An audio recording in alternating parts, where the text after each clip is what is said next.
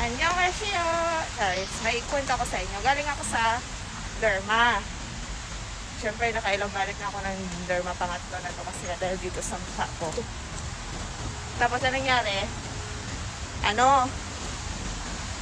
Sinabi ko sa kanila na may allergy ako. Lumabas ulit yung allergy ko doon sa isda.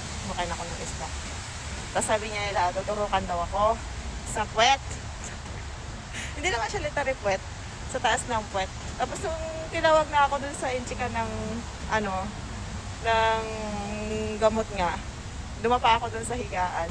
Tapos nakakahiya, sila yung nagbaba ng short ko, ng suot ko. Tapos biglang pinikpik lang nila yung sa may taas lang ng puwet. Tapos biglang tinurok, diretso. Parang may kumagat na na langgam. Ayun, nakakahiya kasi makikita nila yung mga itim-itim na nakatago doon, syempre, 'di ba? Wala lang, first time yung mangyari. Na-share lang, nakakahiya man, pero carry lang. Para sa allergy, ayun lang. O ba't ako nandito?